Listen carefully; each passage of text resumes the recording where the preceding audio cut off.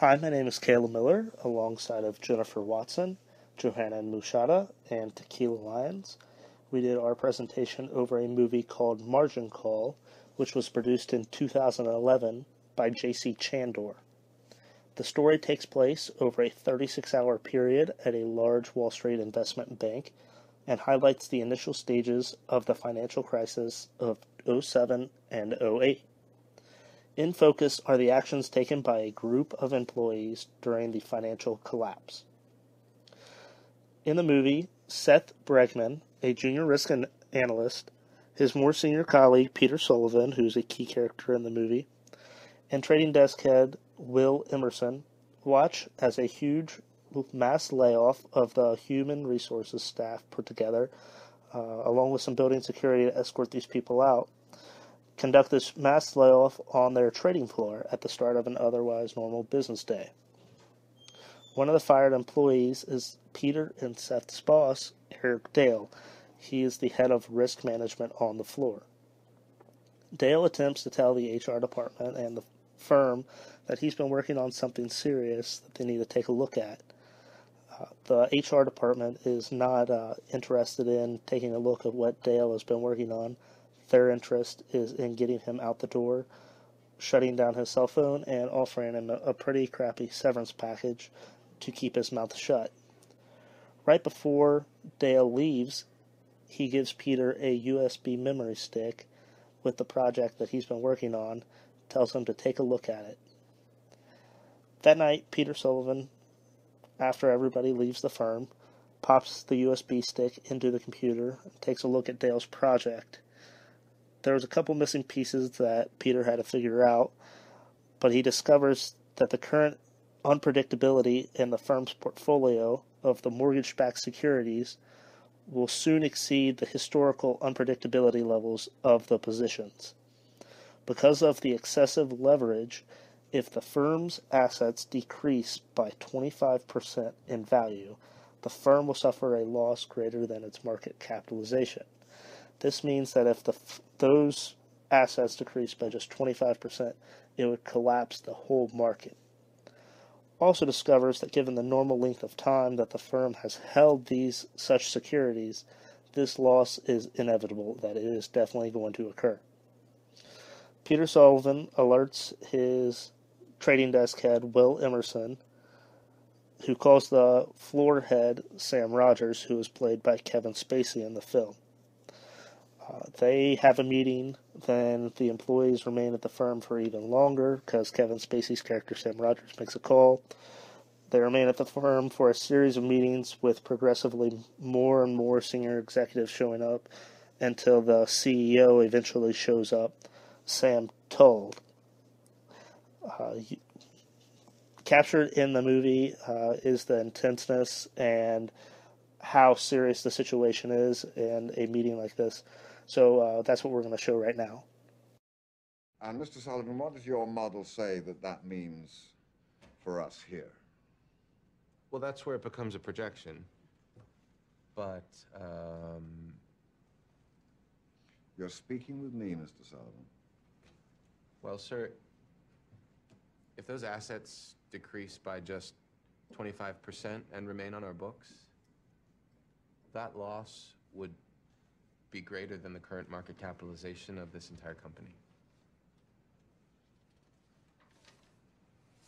So, what you're telling me is that the music is about to stop, and we're going to be left holding the biggest bag of odorous excrement ever assembled in the history of capitalism. Sir, I'm not sure that I would put it that way, but let me clarify, using your analogy, what this model shows is the music, so to speak, just slowing. If the music were to stop, as you put it, then this model wouldn't be even close to that scenario. It would be considerably worse. Let me tell you something, Mr. Sullivan. Do you care to know why I'm in this chair with you all. I mean, why I earn the big bucks. Yes. I'm here for one reason and one reason alone. I'm here to guess what the music might do a week, a month, a year from now. That's it. Nothing more. And standing here tonight, I'm afraid that I don't hear a thing. Just silence. So as you can see in the video that we just showed, shows how intense the actual meeting is, shows how this movie looks into capitalism, investment fraud, is centered by a lot of greed. Later on in that meeting, it shows the firm ultimately decides to dump all of their toxic assets before the market learns of their worthlessness.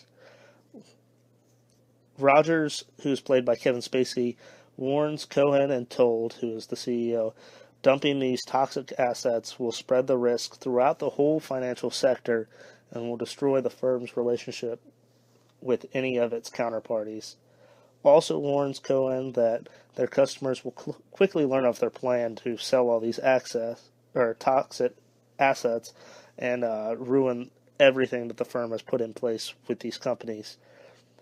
All along, this firm, while they are deciding this, they have been out looking for Eric Dale to bring him back so that he can keep his mouth shut before they do this whole process. They had trouble finding him because the company deactivated his phone and just kind of kicked him out. When they finally find him, they persuade him to come in with the promise of a generous fee and the threat of having its severance package challenged if he didn't. Meanwhile, it's revealed that Robertson and Cohen and Told, who are the head senior executives of the firm, knew about the risks of these toxic assets and crisis in weeks leading up to this whole issue. So they had held this secret for a while, and they knew that this was eventually going to happen, but they were profiting so good off of it. And so Told, who's the CEO, plans to offer Robertson resignation to the board and employees as a scapegoat. So he said, here you go, to offer this guy the opportunity to resign, to put all the blame on Robertson.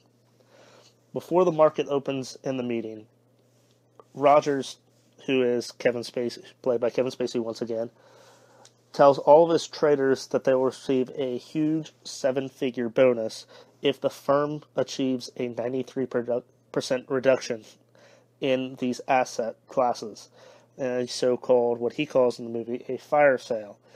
So the fire sale breaks down if the firm's trading floor receives a 93% reduction, it gets a 7-figure bonus. If the firm as a whole does it, it receives another 7-figure bonus on top of it. He admits that to the traders, they are effectively ending their careers and destroying their relationships with all their clients.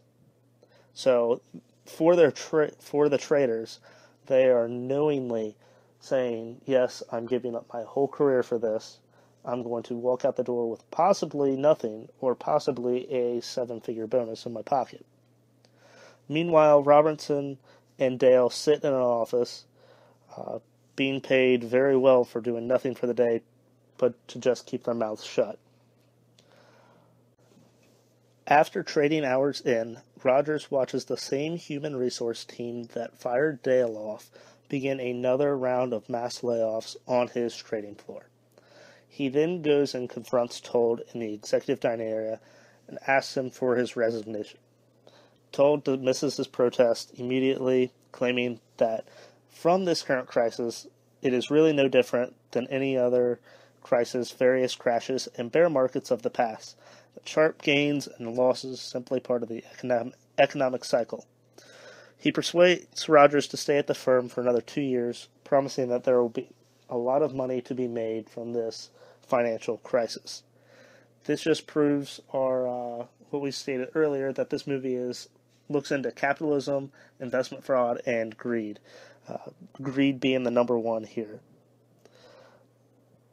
So, from this movie, you can see that there are a lot of ethical issues. We're going to cover 3 ethical issues for you today. The first is going to be justifying questionable conduct. Next, we'll move to market and personnel manipulation. And finally, we'll look into some virtue ethics issues.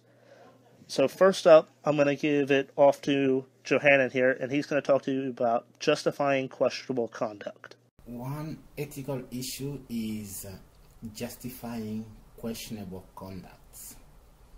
In the movie Margin Call, this company, which is unnamed, discovered that there are some worthless securities. These were some mortgage-backed securities. They discovered that they didn't have any value. So they decided to get rid of them, to sell them by the following day before noon.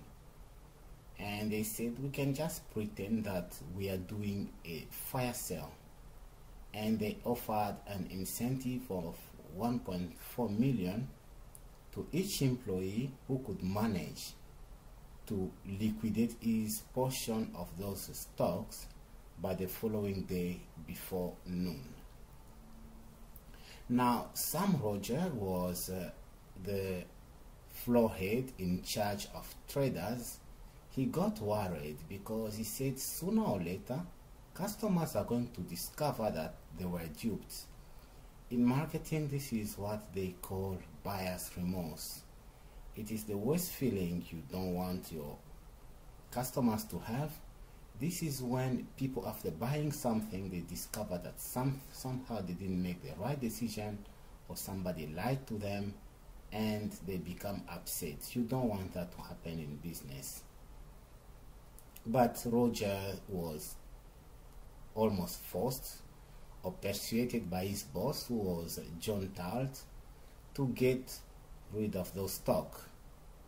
And by the following day, those stocks were liquidated because Roger decided to follow what his boss said. Now, the justifications behind it, his boss told him that, well, they didn't have any other choice.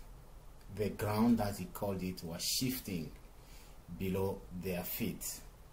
And he also explained, he said, we are not forcing people to buy these stocks, we are selling them to willing buyers. There cannot be fraud if you sell something to somebody who is willing to buy it. And he also said that in order to succeed in business, you only have 3 choices. You can either be first, you can be smart, or you can cheat. And they also say, by the way, it's a good exercise to see how good our traders are, how capable they are of selling anything on the market. Now, when we try to link this situation to what we learned in class, to our mind comes the concept of a fraud triangle and fraud diamond. Now, the man by the name of Walt Pavlov spoke a lot about the fraud triangle. He said any fraud is a function of 3 things. First of all, there must be a pressure, then an opportunity, and finally rationalization. And later on, another element was added to it, which is capability, and they called it fraud diamond, as I'm going to explain it a little bit further. Now, what is motive? Motive is pressure. There must be a need to commit fraud before any fraud can occur. Now, opportunity is the situation in which you are. You must be in a certain situation that can allow you to commit fraud. And rationalization is usually everybody has a conscience, but rationalization is whereby you try to convince yourself that no, there are some good reasons for what you did. Now, if we link this to what happened into this margin call movie. Speaking of motive, yes, there was a pressure because the company realized they had some mortgage-backed securities that didn't have any value at all, and keeping those was a very risky to the company because the company could lose all its assets and shut down. Now, in terms of opportunity, wow, the company had already traders on the market, so it was not really a big thing for them to liquidate those stocks. So they were in a very good position on that. And rationalization, the CEO came up with all type of reasons. They didn't have any other choice.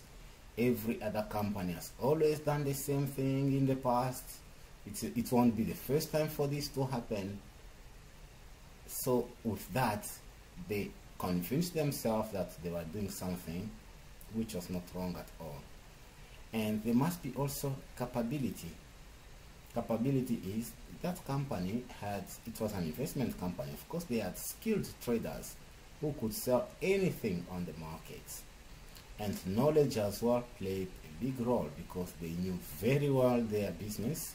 They also knew customers whom they could target and who could buy those worthless securities. Now, I also try to do a little bit of outside research and see how this can be linked to something which is not maybe in the book. And obviously the fraud diamond was just simply mentioned, but they didn't go further explaining that. So did they research and see how does this relate to the fraud triangle?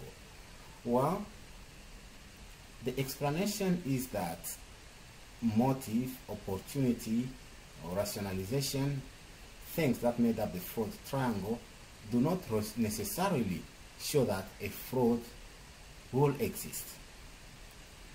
Usually, if a fraud occurred, then you can go to the fraud triangle and say, wow, this is why it happened. But before it even happened, how can you predict? So that is where capability comes in. Capability is what they call the psychology of fraud. The human mindset that can predisposition a person to commit fraud. So that plays a big role, and it was developed, the concept was developed by David Wolf and Dana Hermanson. They said capability, which is linked to somebody's personality traits, play a very big role when it comes to fraud. It's kind of, well, if you look at the fraud triangle, pressure, rationalization, and opportunity, all those, they open a doorway to a fraud to occur.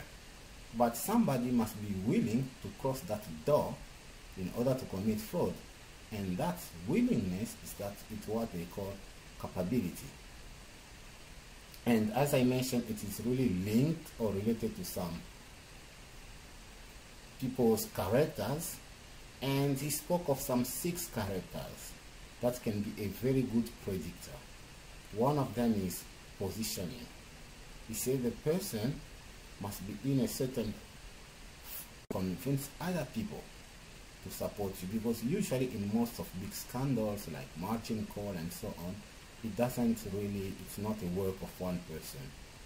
There is a lot of person who must play a big role for it to occur.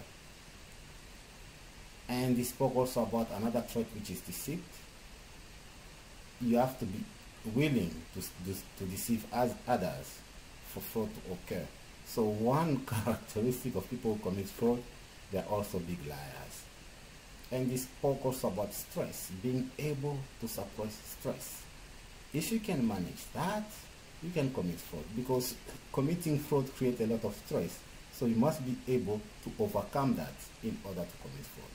So this was one ethical issue, as we said, justifying wrong actions.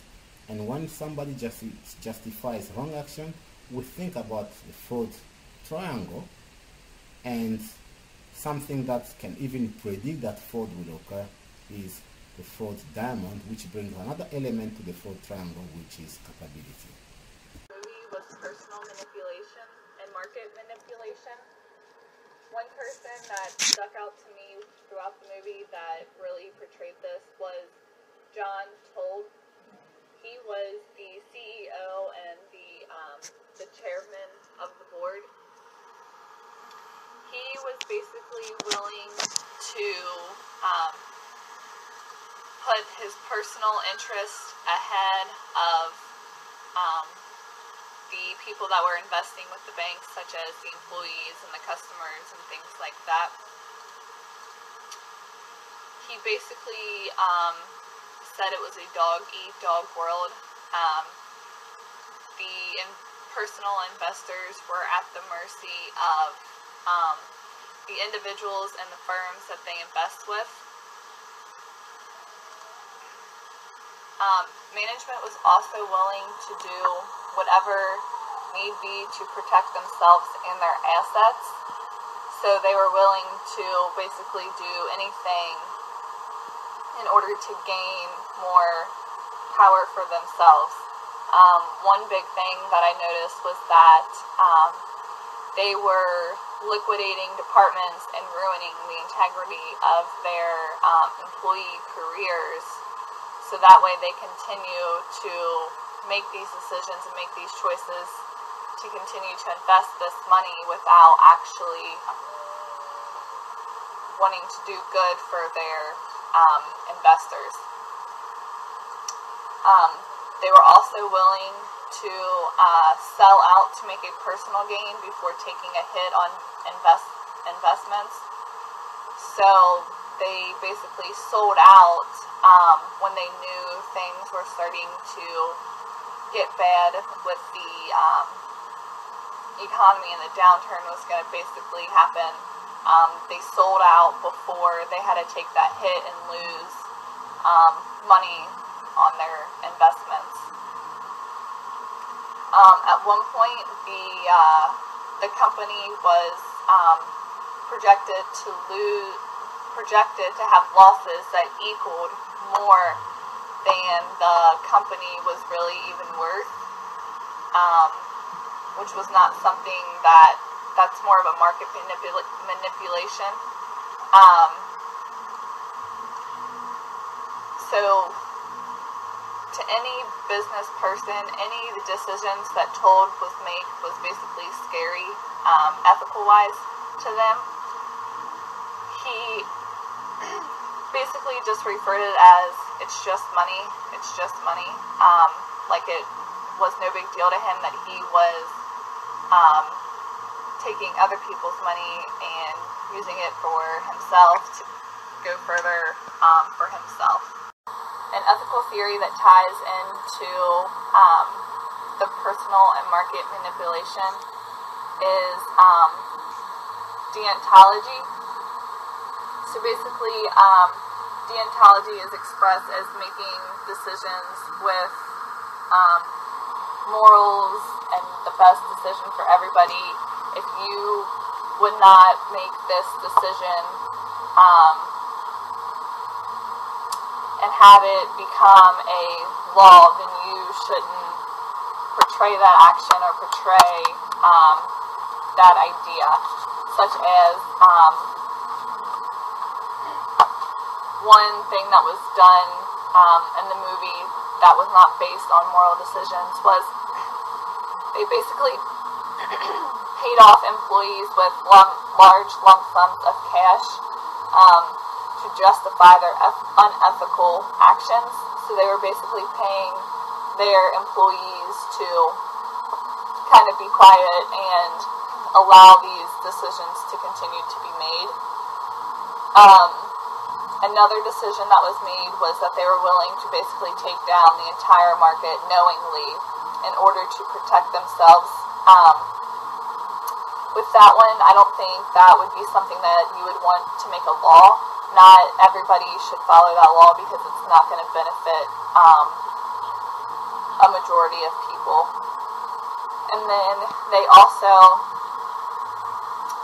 fired Eric Dale, who was in risk management, to avoid people basically finding out about the bank's over leverage.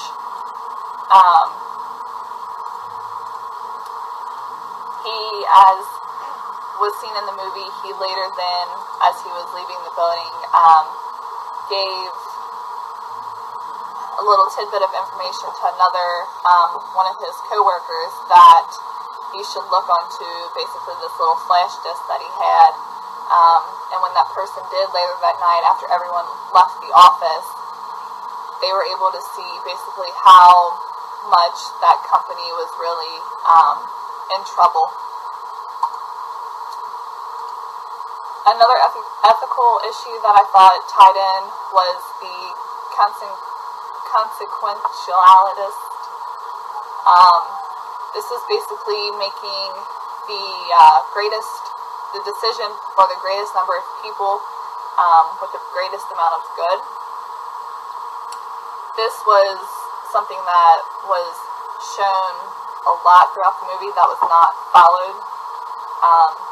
The management was willing to basically take down anybody that got in their way, no matter who they were or what they had to do to get rid of them. They were making their decisions that could affect the investors to gain personal assets. So basically, they were only worried about themselves. They weren't worried about anybody else. That's not making a decision to help everybody. They were selling things that also really had no value.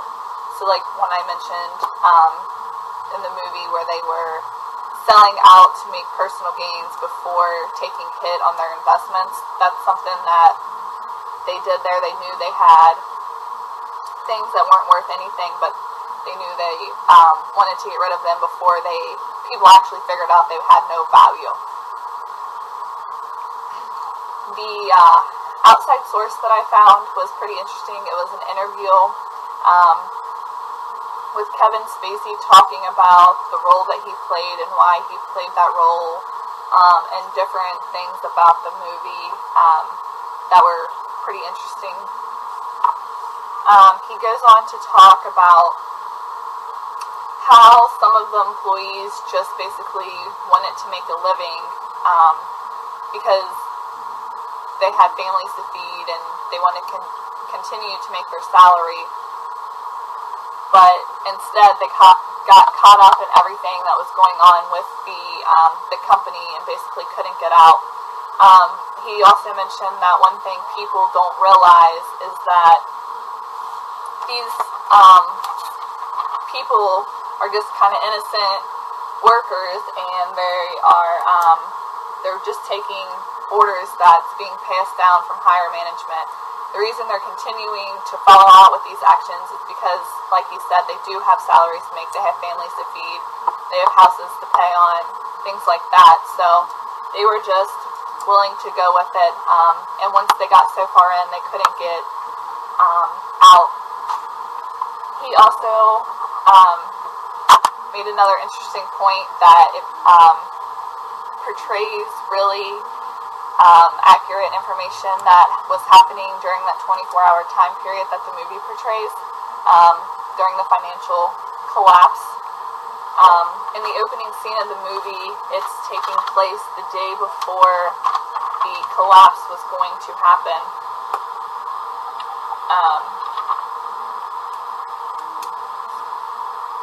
And then Kevin also goes on to mention that the employees basically saw the crisis about to occur, but did not say anything. They just sold investments that weren't worth the money, which is another point that I touched on about the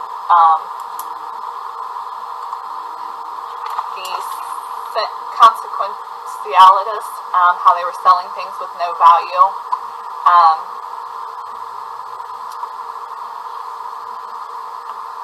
They were also dealing with subprime mortgages with the precursor, which led to the precursor of the crisis that was later followed.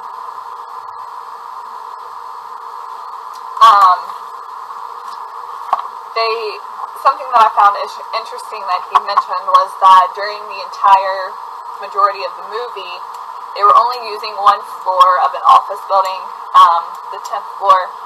They were using it for dressing rooms, rehearsal rooms, everything, which I thought was kind of interesting because you would have thought that it would have been played out over more than just one floor.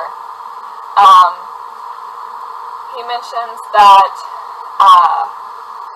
a lot of people like to point fingers on whose fault it was, who's to blame, but most of the time they point out to the bankers. However, he makes a good kind of point in the movie that not all bankers are horrible, greedy people. It's just the ones that want to take down other people to help make themselves more successful and get more personal gain from others. You're not going to get anywhere blaming other people for it. People just basically, in the end, want better regulations so that something like that does not happen in the future and is able to be prevented. Our last ethical issue is virtue ethics. Virtue ethics is based upon Aristotle's concept of virtue. Aristotle's concept of virtue is the area between the extremes, and courage is the virtue between the cowardice and foolhardiness. Aristotle goes through many different extremes and vices to get to the middle. The leverage mean is based upon this idea. A company who does not use leverage at all will be eclipsed by their competitors because they will reach the market faster. A company that over-leverages will not have enough assets to pay their liabilities. Much of this information came from the book called Leveraging, a Political, Economic, and Social Framework, which was edited by David M. Anderson. And it states that leverage, like courage for the philosopher Aristotle, can be used efficiently or excessively. In Margin Call, the path of extremes is on display. Extreme leverage. The company leverages itself to the point where the loss in a single section of the firm, the section that handles mortgage-backed securities, would be greater than the total value of the company. They chose to have this amount of leverage to increase the amount of mortgage-backed securities they could buy. When the mortgage-backed securities reduced in value, they are required to have a fire sale. Financial leverage can aptly be described as the extent to which a business investor is using borrowed money. All investment firms use leverage, but this is the extreme use of leverage, to the point at which the risk of debt cannot be met by assets. All of the actions that follow, the discovery of how extreme the leverage is, the decision to dump the assets for which they had leveraged the firm, the lying and deceit that are used to enable the dumping, come from the original extreme leverage. I now present a portion of the video in which Will explains what has happened with the financial industry and how he believes that basically the consumer is to blame. I guess. Shit, this is really going to affect people. Yeah, it's going to affect people like me. Real people. Jesus, Seth. Listen, if you really want to do this with your life, you have to believe you're necessary, and you are. People want to live like this in their cars and their big fucking houses they can't even pay for, then you're necessary. The only reason that they all get to continue living like kings is because we got our fingers on the scales in their favor. I take my hand off when then the whole world gets really fucking fair, really fucking quickly, and nobody actually wants that. They say they do, but they don't. They want what we have to give them, but they also want to, play innocent and pretend they have no idea where it came from. Well, that's more hypocrisy than I'm willing to swallow, so fuck. Fuck normal people. The funny thing is, tomorrow if all of this goes tits up, they're gonna crucify us for being too reckless. But if we're wrong, and everything gets back on track, well then the same people are gonna laugh till they piss their pants because we're gonna look like the biggest pussies God ever let through the door. A violation of the leverage mean, which is essentially what started the financial crisis, is what Will is describing here. A violation of the leverage mean, the best example I've ever seen of that explains what was actually going on, is in the film Too Big to Fail. I hate to do this right now, but I'm going to have a press call first thing, and I really don't know what I'm going to tell them. Tell them Lehman exacerbated AIG. The simultaneous payouts of CDOs and credit default swaps put catastrophic pressure. Go back further. The global pool of investment capital. She has to do this in English. Start with the homeowners. Okay, here's how you explain it. Wall Street started bundling home loans together, mortgage-backed securities, and selling slices of those bundles to investors. And they were making big money. So they started pushing the lenders, saying, come on, we need more loans. The lenders had already given loans to borrowers with good credit, so they go bottom feeding. They lower their criteria. Before, you needed a credit score of 620 and a down payment of 20%. Now they'll settle for 500, no money down. And the buyer, the regular guy on the street, assumes that the experts know what they're doing. He's saying to himself, if the bank's willing to loan me money, I must be able to afford it. So he reaches for the American dream. He buys that house. The banks knew securities based on shitbag mortgages were risky. You'll work on shitbag. So to control their downside, the banks started buying a kind of insurance. If mortgages default, insurance company pays. Default swap. The banks insure their potential losses to move the risk off their books so they can invest more, make more money. Well, a lot of companies insured this stuff. One was dumb enough to take on an almost unbelievable amount of risk. AIG. And you'll work on dumb. And when they ask me why they did that? Fees. Hundreds of millions in fees. AIG figured the housing market would just keep going up, but then the unexpected happens. Housing prices go down. Poor bastard who bought his dream house, the teaser rate on his mortgage runs out, his payments go up, he defaults. Mortgage-backed securities tank. AIG has to pay off the swaps. All of them. All over the world. At the same time. AIG can't pay. AIG goes under. Every bank they insure books massive losses on the same day. And then they all go under. It all comes down. The whole financial system?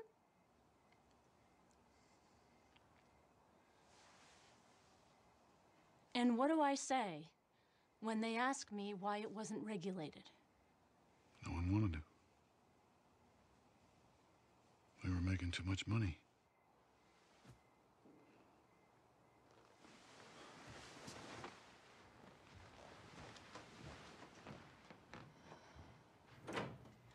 You'll work on we were making too much money. As shown in the movie, the leverage mean is incredibly hard to hit, and when other extremes like greed are in play, nearly impossible. Aristotle is translated as saying, giving and spending is easy, and everyone can do it, but doing it to the right person in the right amount at the right time for the right end and in the right way is not easy, nor can everyone do it, and hence doing things well is rare, praiseworthy, and fine. Wow, we could really use some rare, praiseworthy, and fine things to talk about now. Leveraging can lead to good ends, like teamwork in the firm that produces a healthcare product, or leveraging can lead to harmful ends when it causes home foreclosure or when it is used in great excess. The leveraging mean, like the virtue mean, is extremely hard to hit, which is why companies take these enormous risks, like the company did in our movie, Margin Call, in order to make enormous profits. They don't allow for the extreme amount of risk to stop them from taking on moral hazard. As in Too Big to Fail, they explained to us that the moral hazard, the reason that companies were not regulated the way we maybe all thought they were, and the way that Margin Call shows us that those companies behaved, was because no one wanted it. How could no one have wanted it? Well, they were just greedy. What happened in the financial crisis is that the moral hazard of leverage could not apply to the largest firms because that would have caused a collapse in the market. And a collapse in the market affects real people, just like the original clip we showed, where they're saying people are going to lose their houses, and no one is in favor of that. As far as a resolution to the virtue ethics issue, it seems that the real answer would be to raise the debt ratio, the amount of debt held to the amount of assets that must be raised. That would stop this kind of over-leveraging that then put our financial system in crisis. Now, I understand that, and I understand that that would allow some damage to the economy to come, but in moderation, down the middle, kind of as a mean, relating it back to virtue ethics, because we can't just continue down this path where we're flying as fast as we can towards as much debt as we can, and we can't stop cold. Those would be the two extremes. We need to find a middle path where we do some slow raising of these debt ratios and allow some damage to the economy. But we have to acknowledge that reducing the leverage, while it will slow economic growth, most of that growth has not been real. It has been fake growth. And if we want to do the right thing for our children and our children's children, at some point the insanity is going to stop. And when it stops, that will be an extreme. And if we don't want that extreme, if we want something that falls in that mean, we need to start taking action right now under virtue ethics. We need to say we're no longer going to allow the extreme. We don't want that extreme leverage. We're not going to call for no debt, but we need to find a happy middle where we can meet and say, this is how we're going to do things from now on, and get us to that point slowly, but with a clear and concise path to do it. Our conclusion and what we hope is that with the three ethical issues that we've raised, justifying questionable conduct, market and personal manipulation, and virtue ethics issues, our real conclusion has to do with how do we fix the market so this type of issue does not arise again. When we talked about it through the fraud triangle perspective, we wanted to say that without all of these people working together, without all their egos and coercion and deceit, if we had a more transparent system, then that would allow us to show everybody what's going on so people can be informed and aware. Now, these are complicated issues, but I think if people were more informed and aware, so our first thing that we think needs to happen is that people need to become more informed and more aware. As far as market manipulation goes and personal manipulation,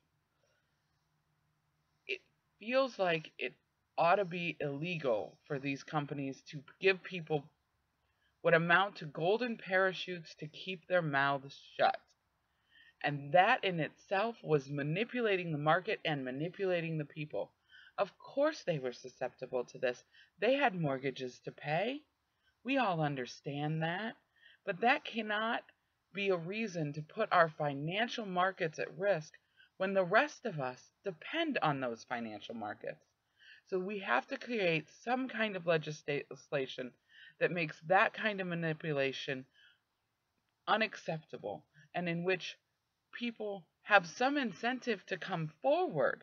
Because in our movie, the people who could have told people before they started what ended up being a huge slide depicted in the movie